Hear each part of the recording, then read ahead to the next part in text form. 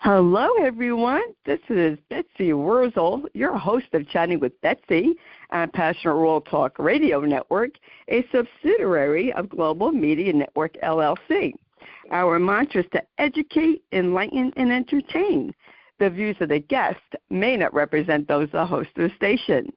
Folks, I'm always excited when I do my show, and I am very excited today as I have a phenomenal guest with me today.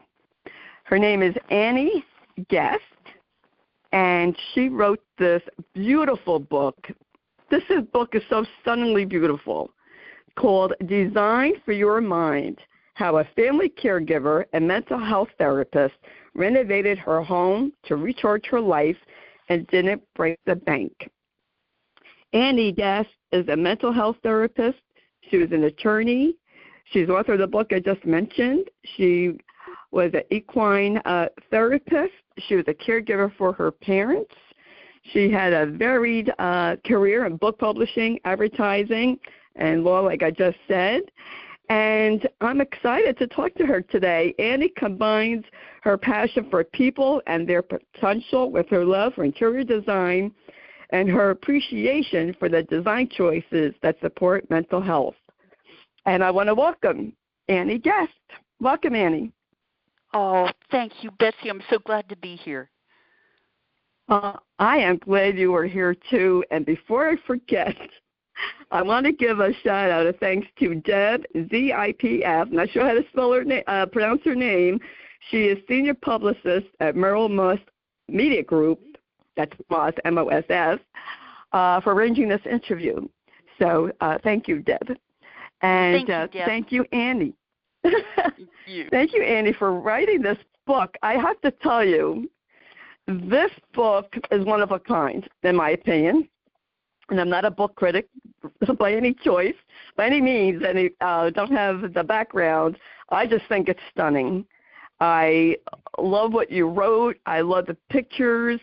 And my goodness, are you multi-talented, in my opinion. Thank you. Thank you. You had this varied career. You wrote this book.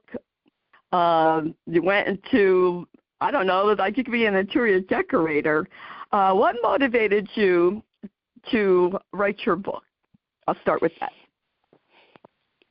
My parents, in their later years, developed some illnesses that required a lot of care. My dad developed Parkinson's disease, and my mom had struggled for years with, or had been living for years with, spinal stenosis, and eventually she developed dementia. And I'm the oldest child, and a daughter, obviously, and I lived in the house next door. So a lot of the family caregiving responsibilities fell to me. After my parents passed away, my sister and I inherited the responsibility for clearing out the house that our parents had owned, and that took a good year and a half. It's still not really finished, and I was a little depleted by the end of this, and wanted to find some way to tap into my energy and find my spark again and my enthusiasm. And I decided to tap into my passion, my lifelong passion for interior design, and what I understood about my mind and the human mind as a mental health therapist, and renovate the house in ways that helped me recharge with in choosing colors, shapes, textures, making use of natural light. All these things I knew I could combine to help lift my spirits, help me focus, and start creating again. Hatay, you just said such a nugget, Annie. I have to ask you this question because you said you were depleted. I know that feeling. I was depleted after caregiving for my mother-in-law and my husband. And you are a mental health therapist. You still felt depleted. Did being a mental health therapist give you I want to ask like an extra layer of comfort or a advantage when you were taking care of your parents to take care of your mental health? You're asking an excellent question, and I think that my answer may surprise you, but it was part of why I was motivated to write the book. I was burning out, and I didn't even recognize it. Even with my training, I didn't recognize it. Instead, I blamed myself. My emotions became flat. I was kind of numb. I was attending to all my responsibilities with love. I was doing them well. I must admit I was doing them well, but inside I was really struggling. I was going through the motions. I had so little control over my sleep, my privacy, my personal time, my ability to exercise, to get together with friends, all the things that we need to sustain our mental and physical health. And this had been over such a long period that I was burning out, but I was too depleted to stand in objectivity and look at what was going on with me and say, stop blaming yourself. You're not being a bad daughter. You're not being unloving. You are numb because you are in burnout. Yes. When you have this kind of training and you don't even recognize it yourself, there's a pretty good chance that people without the training don't recognize it either, and that hurts. That bothered me, and I wanted to write about it.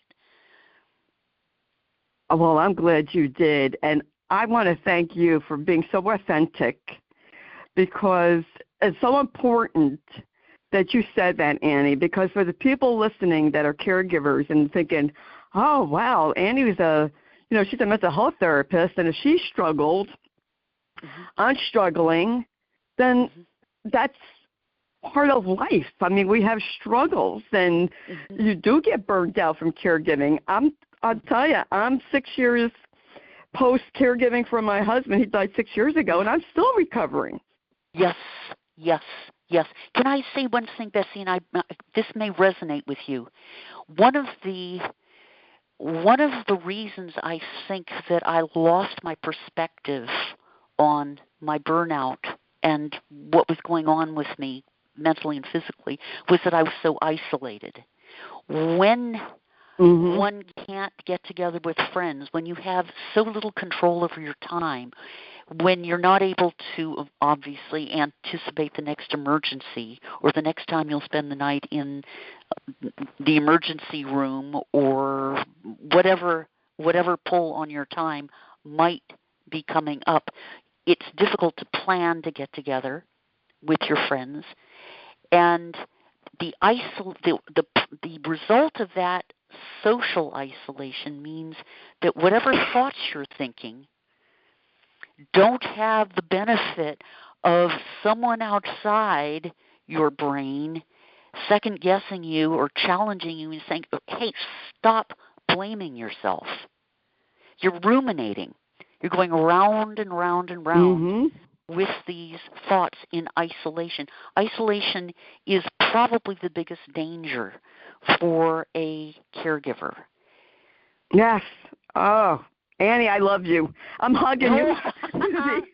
I'm hugging you through the airwaves because I'm about ready to be emotional here. And, here on Chatting with Betsy, it is what it is because this is a very emotional topic. It's close to my heart. You're absolutely right about isolation, the ruminating. I felt guilty, Annie, for a year after my husband died. And that's exactly what I did. I kept going over and over. I should have picked a different hospice because I had a home hospice from hell experience. I should have done this. I should have done that. Yes, Matt still would have died. but I felt that he suffered more than he should have because of the incompetence of the hospice. Oh, I'm so sorry. Thank you. And I finally learned to let that go. After a year, I felt like Matt speaking to me and saying, Betsy, you drop it. I'm enjoying heaven, and do what you're supposed to do. And don't feel guilty. My sense of you is that you're very, very loving, and you were doing your very best. You're very conscientious. I've never met you, and I can't hug you through the phone, but my sense is that whatever shortcomings you're blaming yourself for were minor in the scheme of things. And it is kind of a feature of conscientious people to second-guess themselves and blame themselves. It's also, I think, a feature of grief. When we lose anybody we love, there's a very strong tendency to blame ourselves for any shortfall in the last moments or the last years of their lives because we want their ending to be perfect because we loved them. That's really where it's important not to be isolated, because someone outside of your brain can say, Betsy, he was so lucky to have you. He was so lucky to have you, and he knew you loved him. Oh, thank you. I'm going to tear up. Thank you so much. That's okay. My audience has heard me cry before. This is, I keep it real. And my audience knows that. I have to ask you this, Annie, because as a mental health therapist, did you seek mental health counseling yourself? Because I recommend that for everyone. Oh, I went. I mean, you were smarter than I was. I was so ashamed of number one, I didn't have enough control over my time to even go into someone's office on a regular basis. Number two, even though telehealth sessions were available, I was so ashamed of my physical condition that I didn't even want to interact with a therapist over a screen. I mean, that's how daffy we can become when we're isolated and have no one challenging our ruminating thoughts. Oh, that's so true. Yeah. I should have reached out to a therapist. I understood how important it was, and I didn't. I thank you for your honesty. I so appreciate that, because I think the stigma, too, around mental health, it's gotten a little better, needs to improve, but COVID brought isolation and the effects of isolation to the forefront. I talked about isolation and how caregivers were abandoned way before COVID, way before.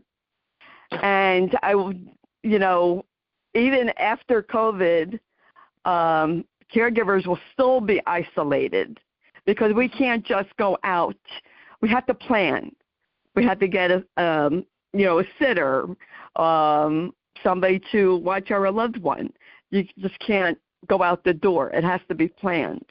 And a lot of caregivers are ashamed that they can't, for lack of a better word, can handle the situation. But it's okay not to be okay, and it's okay to go for help. And I say this all the time on my show.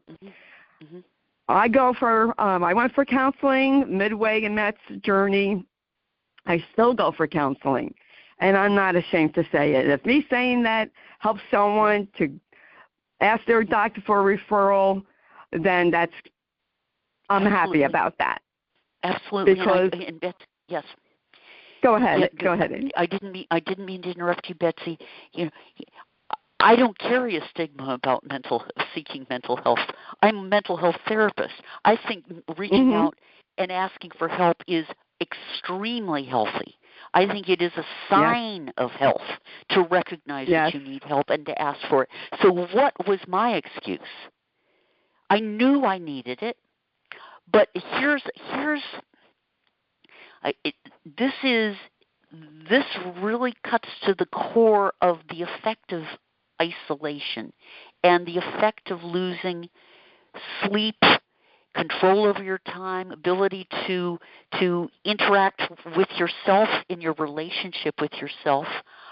I couldn't even examine those questions thoroughly enough to make decisions. Yeah, I could understand that. Yeah. And that's so. What may I say that if I had to do it over again, I would come into the situation with an understanding of 4 basic needs that I could not neglect. They're non-negotiable. Ample sleep, regular aerobic exercise, good nutrition, and an enriched environment, which includes social support. And whatever I had to do, given the parameters of the loss of my parents' needs, my responsibility is to meet all 4 of my non-negotiable needs, even if I have to stack them. So I take a 10-minute walk and I'm listening to a book on Spotify. So I've got intellectual stimulation and exercise. I mean, whatever I had to do, I had to meet those needs and figure out how to do it, because the consequence of neglecting those needs or not meeting them, I'm not trying to point fingers at myself, is that you lose the ability to think clearly and make clear-eyed evaluations and decisions. Yes, I totally agree. And I'm a Jersey girl, Annie, so I'm very blunt. Unlike my father. I am my father's daughter. And I say this in my caregiving groups. Self-care is not selfish. It is really a matter of quality of life and your life and death. Because if you want to enjoy life during caregiving and after, you must take care of your whole being. Yeah. It's so important. Absolutely. Absolutely. On top of that caregiver is likely to be the co-executor, the executor of the estate, and responsible for cleaning out the house. Yes. Yes. So I mean, you talk about caregivers being invisible. Even the siblings who love you, or the family members, or the people outside the family who love you and respect you, aren't quite taking into account the cumulative burden of the years of caregiving, to be followed by at least a year of cleaning out the house. And that's still your life. Golden nugget. Yeah. It's a golden nugget. Yeah. So, that is so true, Annie. How long ago did your parents pass away? And I'm sorry for your losses. Oh, thank you. My dad passed away in June of 2017, and my mom passed away in June of 2021. Oh, okay. So your mom COVID. Yeah. Kind of like near the tail end of COVID, I guess. I mean, COVID was still going on. Oh, that's a very good point. That was one of the things that was so, that's hard. It was so painful because we had to protect her. We had to protect her from infection with COVID. And she, because as her dementia progressed, she really didn't understand what was happening. She'd see us in masks and didn't know why, and we'd say, "Mom, there's this virus and it's really, really contagious and we don't want you to get it." But she didn't understand how serious it was. And there was a time when when anybody coming to visit her wouldn't even enter the house but sit outside the window to talk to her. Yeah, that was a rough time. So many people in facilities deteriorated because of the lack of human connection. Yes. I mean, an excellent point. I mean, because particularly dementia patients need mental and physical stimulation to stave off, to just at least slow the progression of their decline. And without that touch and without that contact with people who love them, their decline was accelerating and they were dying lonely. Yes, yeah. And we wanted to make absolutely sure that this didn't happen to Mom, but she didn't. Yeah, that was a hard time. It was very hard. My husband died January 1st, 2020. So I'm glad he died before COVID. But then, March of 2020, everything, closed up. So I couldn't go to a support group. My son, who has a cognitive disability and he was great with his dad, couldn't work, couldn't socialize. It was very rough. It was tough. And then, Annie, the year after, my older brother died, not from COVID, and we weren't allowed to see him, and that really bothered me. But my mom and my younger brother were allowed to be with Bradley when he died, which I'm very grateful for, that he didn't die alone. But how many people died alone? And, no closure, and the funerals and memorial service were delayed for months. Yes. But I digress. But it was... We lived this. It was just horrible. Yeah. Yeah. It was really bad. People couldn't attend my brother's funeral, couldn't attend, couldn't visit my mom. And it was just so heartbreaking. Just a really rough time, and I really feel for anyone whose loved one was in a facility at that time or who died at that time, along with all the nurses, doctors, and everyone, involved. How long, Annie, did it take you to clean out your parents' home? Because that is, it took me a year to clean out my husband's closet. A year.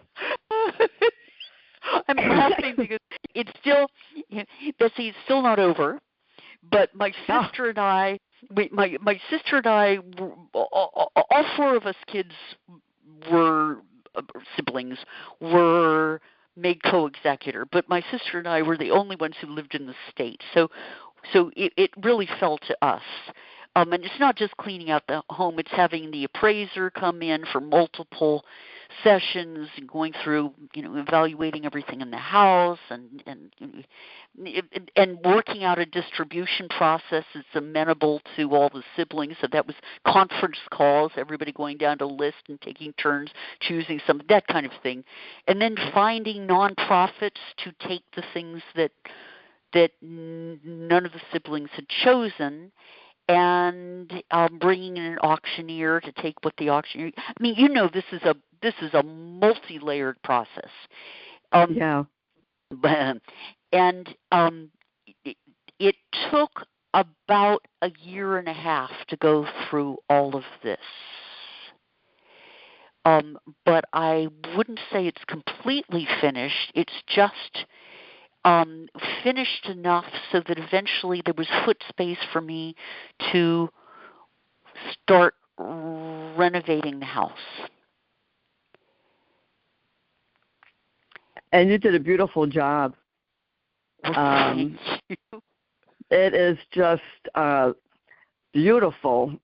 And as I was reading the book and, looking at the pictures, I'm thinking, wow, is Annie talented?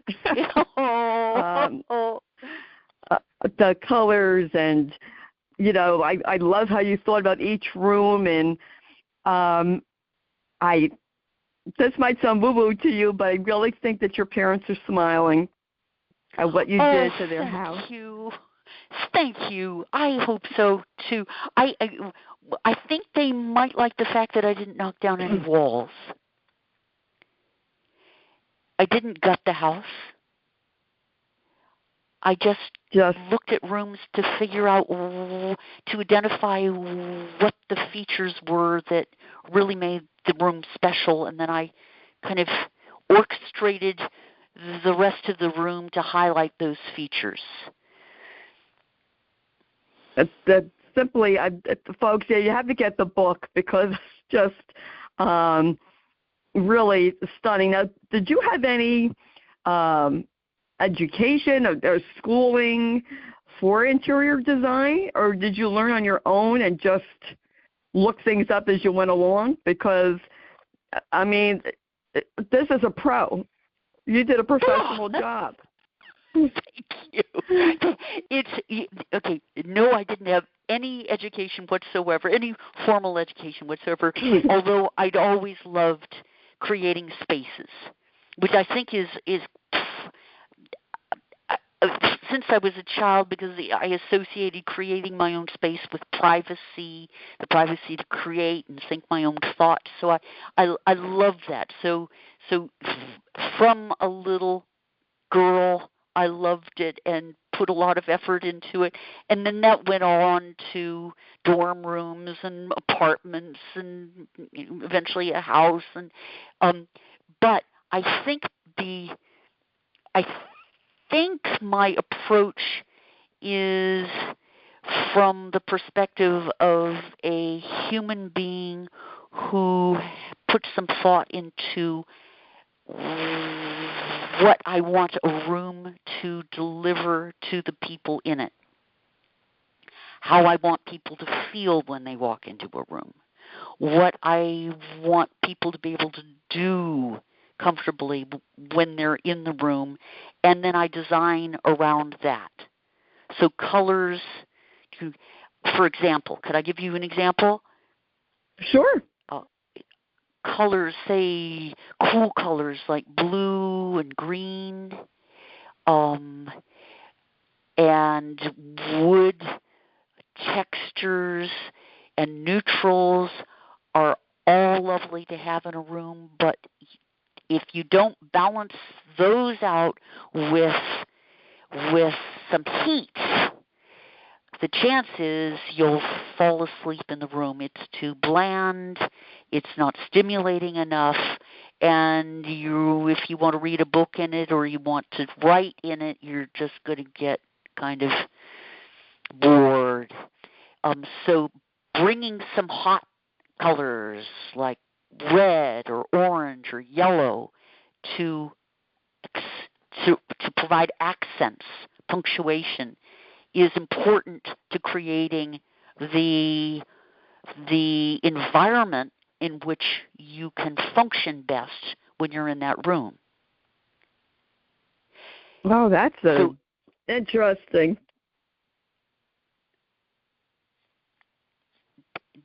There, another thing that I do deliberately, as you may have noticed, is create a focal point in every room. Mm-hmm. And it tends to be the diagonal corner, the corner at a diagonal from the entrance to the room. And I put something in that corner that will draw the eye It might be aqua, painting the back of the bookshelves an aqua color to draw the eye, or it might be a funky standing lamp with an arch, or a piece of artwork like the Mark Rothko painting reproduction in the den, pulling the eye into that corner, and then I arrange things along that line of sight that you're taking in peripherally as your eye is being pulled into the corner. That gives the room a framework and a cohesiveness that makes sense of it. So the room is saying something. So if you look at the rooms I designed and say, I mean, what a flattering thing to think that I had formal education in this area. But if you think that, I mean, how kind of you. Thank you. It's probably you're probably seeing some evidence that I have a point of view and was deliberate in creating something cohesive and a whole rather than just putting things in a room. And then, of course, you can add depth to a room and interest to a room without cluttering it, and by adding textures. So wicker chair or a lampshade, things that have texture attracts the eye, but they don't overwhelm the eye with extraneous objects. I love the four-poster bedroom. Oh, thank you. I love antiques. I always like the antiques, and I just love that the red, get the red pillow and the painting. I was like, wow. I'm not creative, Annie, so I get jealous of anyone who is. And I'm like, oh, my goodness, this is your second career or your third carear. Thank you. You could be an interior designer. But another thing that's fun is combining antiques with modern. Yes. Yeah. So that four-poster antique bed, which actually came with the house. Who knows how many decades it's been there? It's an incredible bed. But putting modern abstract artwork in the room with antiques and maybe a bedside table from Anthropology outlet is a lot of fun because you don't feel stuck in a particular time. What you and I have been talking about with great animation is a feeling of the caregiver responsibilities and the cleaning out the house and responsibilities constraining us for a very long time. And the antidote to it, one antidote to it, is to create an environment where you can feel free again and feel like you can breathe again. So anything that communicates that you are free, that you're not trapped, including not trapping you in a particular era, or making a room feel bigger with a long line of sight, or even getting a wicker chair that swivels is therapeutic. Yes. I love what you do at the guest house. It's just it's fascinating. What kind of house would you call your parents' house? Is it a ranch? No, it is a modern Greek revival. and I had to figure it out. At the beginning, before I started any work, I would sit outside the house and look at it and try to figure out, some of the incongruity of it. But I finally realized what it was. However, I mean, you're asking about whether it was a ranch because it's one story. As it turned out, I learned from an electrician who had, as a boy, had talked to people who had worked on the house in the 60s, that it originally had 2 stories, and in the 60s, the owners had knocked off one of the stories and made it 1 story. Oh, that's interesting. Usually people add on, right? Yes, yes. But that explained this huge portico that I hadn't been able to figure out. It just seemed so out of scale with a 1-story house. And it was that everything had been designed originally to accommodate a 2-story house, a larger scale. That is it's just phenomenal. I have to tell you, Annie, your book so touched me deeply. And again, I have to say I love the fact that you are so authentic and sharing your experiences and your feelings. And I was so moved, and I'm sorry about the loss of your younger brother also, when you talked about your brother and, just the fragility of life and living, enjoying life. And I just love how you talk about, that you want to take chances and risk now. And, we sometimes are so afraid to try something new, something different. And we just have to live life with gusto. Yes. And I just, to me, Annie, the best way that I can honor Matt, my brother, my parents, anyone that I know who has died, is to enjoy life and live my life and show kindness to others and in their memory. And you are so honoring your parents and your brother with this book. Betsy, thank you. Bless you. You were doing the same thing. You were doing the same thing by having this podcast, by reaching out and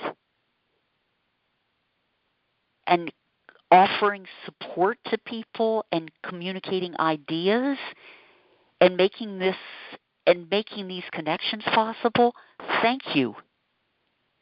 Thank you. Well, you are honoring all your loved ones, Matt and your husband, and you're honoring everybody you've loved and cared for. You're taking your experiences, and they're driving you to reach out to other people. Oh, thank you, and that's very kind of you to say. I appreciate that. But yes, it's because of Matt that I went in my car and started doing videos, and that's how I was discovered by Jeannie White, who's the station manager. And if anyone would have told me I'd be interviewing people, I would have said, you're crazy. There's no way I was going to interview people. Doing this,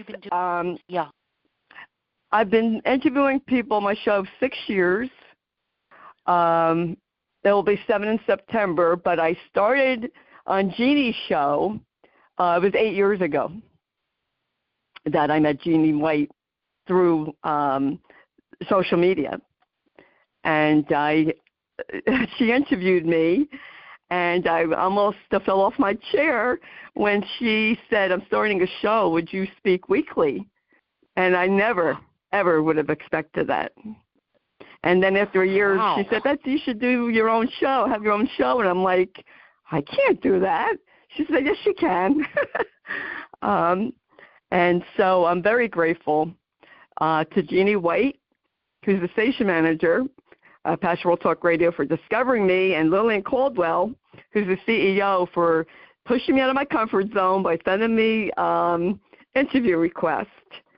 And I just am so grateful, Annie, that, first of all, that I'm alive, that I'm pretty healthy, and this is my way of paying it back, but I'm so grateful for their mentorship and for giving me a platform so that I can share it with other people so they can have a platform and share their experiences, because I in my opinion, the best interviews are human interest stories like yours, Annie. People want to know, how did you survive? How did you deal with it? You're a mental health therapist. Oh, you struggled. That makes me feel okay then, because I struggled. And we connect on our humanity. We connect through our stories and our experiences. So I'm so grateful for yours. I'm so grateful for you, and I didn't mean to interrupt you. I'm so grateful for you. You're talking about those of us who are most likely to be isolated. That is, and you're saying, and what you're doing is reaching out to the people most likely to be isolated and saying, there are people just like you and you are not alone. That is critically important. It's so important. I created a group on Facebook, hashtag, you're going to laugh at this, hashtag Kick Alzheimer's Ass Movement group, because I felt no one should ever walk this journey alone during caregiving or after, like I was alone. And I don't want anyone to ever be alone, because people think, oh, I'm alone in how I feel. No, you're not. There's thousands and thousands of people who are having the same struggle and feeling the same feelings. They're just not talking about it. And I have a big mouth now, so I talk about it. And I have talked about it. And I was in my car long before people were in their car doing their videos. I was in my car 9 years ago talking about caregiving and being very honest about it. You were sitting in your car doing videos? Yeah. Yeah. That is so cool. You know what, Annie? This is kind of funny. I said, well, no one listens to me anyway, so I might as well go in my car and do a video, because no one's going to listen to me, so why should I care what people think? I did not. And this is way before Instagram. And I'm on Instagram, but I can't figure it out. But I was so surprised about the response, and I would put these videos into different caregiving groups that would allow me. And I was so shocked at the response. Because it resonated with people? It resonated with people? And they said, I'm not alone, yes, thank sure you? Did. Right. Yes. Yes. I would, when I would read responses, I would cry. I could cry just thinking about it. People telling me, Betsy, you're my hero. You inspire me. I never thought I'd inspire anybody. I get emotional just thinking about it. But it just is so touching to me that we can help each other. And that's what we're here for, right? I believe we're here to help each other. And we help each other by telling our stories. But 8 years ago, Annie, caregivers did not want to talk. They didn't want to speak about their experiences, and I'm so happy they are now. I'm so happy there's so much out there for caregivers now. And your book is such an excellent resource. It's such an inspiration. And I want to thank you for writing it, this book. Thank you. It's just so heart-touching that it really touched me. And I said, I can't wait to speak to Annie. We're going to have such a great conversation. We have so much in common and so much to talk about. Annie, what would you like the reader to take away from your book?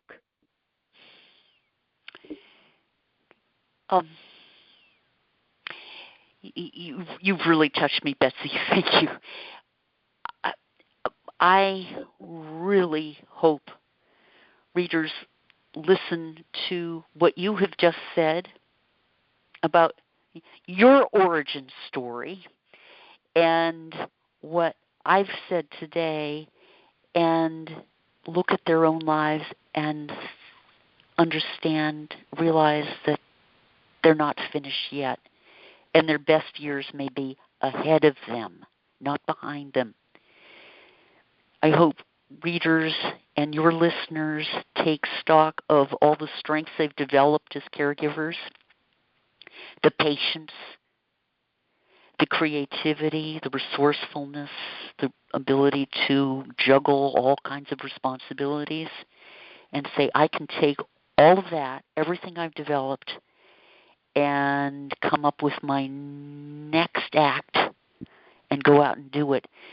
I hope they listen to these ridiculous messages that the culture delivers, that they're invisible, as you said, or that the best is behind them, and shrug them off and go out and prove everybody wrong.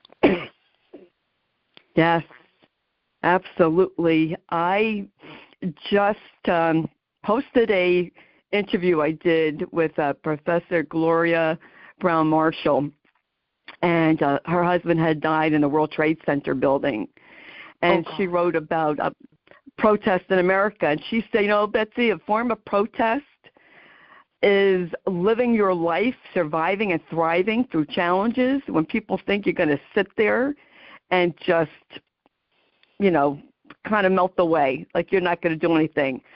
Having perseverance, being able to handle life challenges, that's a form of protest. I had a mindset, I'm not letting Alzheimer's defeat me. I'm not going to let it have any more power than what it already has. And grieving, yes, I'll grieve for that till I die, but I have learned to integrate my living and my grieving. And I appreciate life so much more now. Life is precious. I'm 68. If I live to 70, and the Bible says, if you make it to 70, that's a gift. Anything after 70 is a bonus. And I just thank God I'm alive, and I'm enjoying every day now. I have such a new appreciation of life after losing Matt. Matt was 66, my brother was 67. Life is short. Yep. And you get to the good stuff, and you figure the really important stuff out, and you see the horizon ahead, and you wonder how many years you have left. Yeah. And if you if you really take stock, you can, of everything that you've gained and developed and learned, and all the strengths you've built, you can say, well, I can make the last year's the best. Whatever, however they may be. And it might be, you may have 3 more decades.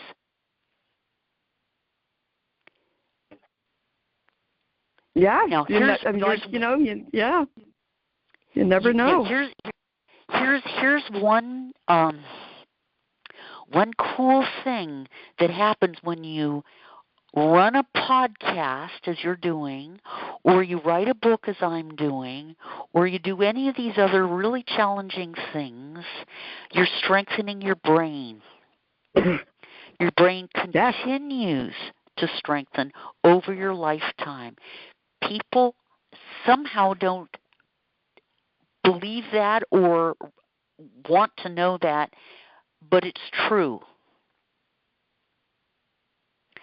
If you exercise, you take good care of yourself, and you continue to challenge yourself, and you get the social support that you need, all that stimulation and all that good sleep and good nutrition and exercise enables your brain to undergo something called neurogenesis. And your cells are regenerating, your blood is pumping, and you're building new cells, and you're getting smarter. Yes, that is so true. Oh, Annie, I love talking to you, and I want to make sure, where can people purchase your phenomenal book? You say the name of the book? You're welcome. Design for Your Mind, How a Family Caregiver and Mental Health Therapist Renovated Her Home to Recharge Her Life and Didn't Break the Bank. Where can they find this book? On Amazon, on Barnes & Noble online, bookshop.org, or they can go to my website and order a limited edition, which is very pretty. And my website is www.annieguestdesignforyourmind.com. I was just going to ask you for that too. How can people get in touch with you and communicate with you, connect with you? I think your next career, Annie, will be interior decorating and teaching people. Thank you. Interior decorate. Now, are you on Instagram? Are you on Instagram? I am on Instagram, but I cannot figure it out. My Instagram is more personal. Like I show pictures of myself and my son. So it's not, I don't have my show on there because I can't figure it out. Okay, I'm on Instagram. It's called Annie Guest Design. So anybody who wants to go to Instagram and message me can do that, and that's one way to keep in touch. But when you Betsy, decide that you're going to kind of master Instagram, I would love to hashtag you. Oh, definitely. I'm going to connect with you. Yeah. And follow you. I'm going to look you up. Yes, I'm going to look you up. Are you on Facebook or your Instagram? Yes. Facebook and Instagram. Facebook is author Annie Guest. Author. Oh, okay. I'm going to connect with you on there too. Okay. Great. Are you on LinkedIn also? Not at the moment, no. Oh, okay. Oh, all right. That is wonderful. Annie, I enjoyed talking to you so much. Folks, you heard Annie Guest, Guest, and she spells her name A-N, 2 N's, I-E, because everyone spells their name differently. So I want to make sure they know the spelling. And all the information about Annie Guest will be in the blog that Jeannie White, who's the station manager, writes, produces the show. And I want to thank Lillian Caldwell, who's CEO of Passionate World Talk Radio Network, who makes this all possible. I want to thank you, the listeners. Thank you for listening and subscribing. Chatting with Betsy is for free to subscribe to. If you don't already do so, I'm on Amazon Music, Apple, iHeart, Spreaker, Spotify. Just Google Chatting with Betsy and you'll find me. And I invite you to follow me on Facebook, Betsy E. Wurzel, W-U-R-Z-E-L. If you're looking for a support group, I have hashtag Kick Alzheimer's Ass Movement. And I really just enjoyed our conversation. And I have excellent guests on. Thank you, Annie Guest, for spending time with me today and having a deep conversation and just being so authentic that, again, I'm sending you hugs because I just feel so inspired by you right now. You inspired me, so thank you so much. It's mutual, Betsy. Oh, thank you. And, folks, you know, as I always say at the end of my show, in a world where you can be anything, please be kind and shine your light bright, because we need it now more than ever before. This is Betsy Wurzel, your host of Chatting with Betsy on Passionate World Talk Radio Network, a subsidiary of Global Media Network, LLC. Bye-bye now.